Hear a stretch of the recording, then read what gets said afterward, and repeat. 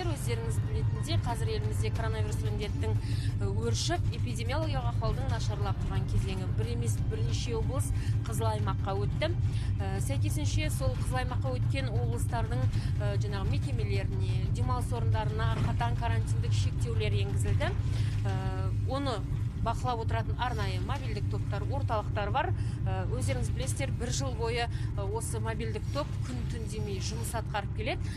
Біз де сол кісілермен бірге бүгін түнгі рейдке шықтық. Осыған дейін өздеріңіздің назарларыңызға ұсынған болатын. Біз яғни күндізгі рейдке сауда орталықтарына, базарларға барып жаңағы тексеріс жүргізген едік, нәтижесін көрген едіңіздер. Енді қазір біз түнде жұмыс жасайтын түнгі клубтар, мейрамханалар, кафелерге келіп, осы шектеулер орындалып жатыр ма, жоқ па, соны анықтайтын боламыз. Бізбен бірге болыңыздар.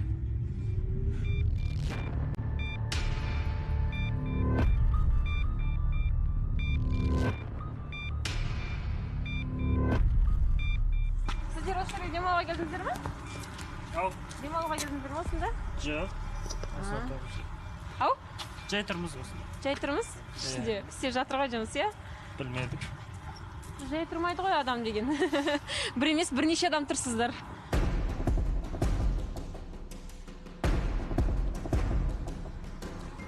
Музыка ойнап жатыр, дүңкілдеп. Қара пердемен жауып қойған. Ішін барлығын. Мін, жұмыс жасап жатыр демалыс күніне. Карантиндік шектеулерге қарамайды ешкім.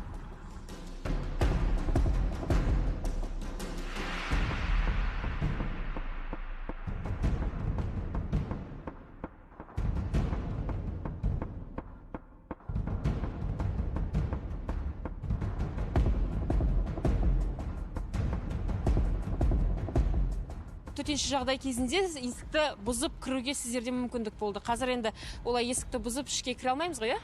Жоқ, қазір кіре алмаймыз ішке. Себебі төтенше жағдайлар кезінде болған нәрсе етін қазір ол алып тастады. Біз есікті ашпаған объектілерге ертеңгі күні осы мекен жай бойынша жауапты учаскелік полицей инспекторына материал беріледі. Сол кісі келіп, күндізгі уақытта келіп тексеріс жүргізеді. Іштегі камера, сырттағы камералар көтереді. Камерадан если жаңа факт нарушение табылса, түсініктемесін алып, дальнейшем жаңа СС-ке материалды жібереміз. Енді бұл жаңағы соңғы қаулы 29 наурыздағы 12 қаулы бойынша жаңағы қызыл аймақтағы облыстарда мынандай жаңағы түнгі клубтар, дәмханалар, кафелер сенбі жексенбі күні істемейді. Ішінде адам бірдеңе берді, иә, сыртта мына күзетші тұр, мына машиненің ішінде түсірсеңіз болады. Күзетшілер тұр екен.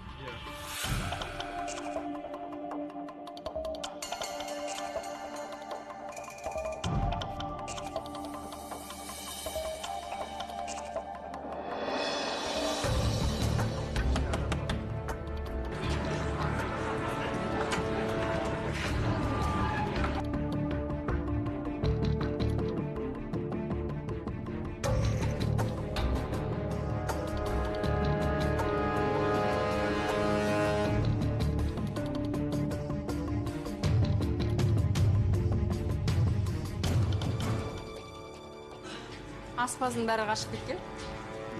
Сіздер білесіздер ме жаңа қаулы бойынша сенбі жексенбі жұмыс жасамау керектігін? Ондай бола ма екен? Қалай бола ма екен? Сіз соңғы 29 наурызды күнгі қаулымен хабардар емессіз бе? Сіз кімсіз? Мен журналистпін. Журналистпіз, сізде картаңыз бірінкеңіз бар ма екен? Міне кеңсіз костюм. Міне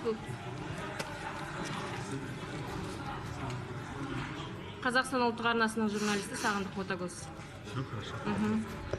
Ал сіздердің үстілеріңізден түстік, іштен жауып алып жұмыс атқарып жатсыздар. Қазір білесіз, коронавирустың өршіп жатқанына қорықпайсыздар ма?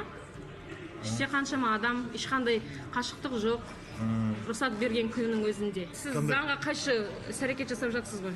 Кім? Сіздер? Біз бе? Иә?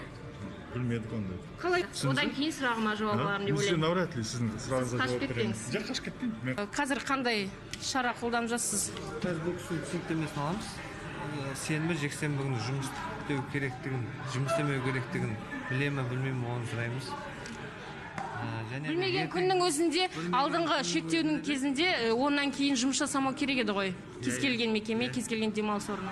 сосын бұл материалды алып дайындап ертең СС-ге жібереміз. СС 421 бап бойынша Шара қолданады. Қазір түнгі сағат 1:30 болды. Біз бірнеше мекемеге, яғни мейрамханаларға, дәмханаларға, ресторан, барларға бардық. Нәтижесі өздеріңіз көргендей, заңға бағынған құл болмайды. Сақтық шараларын сақтап жүріңіздер, себебі саулық сақтықта. Заңды бұзбаңыздар.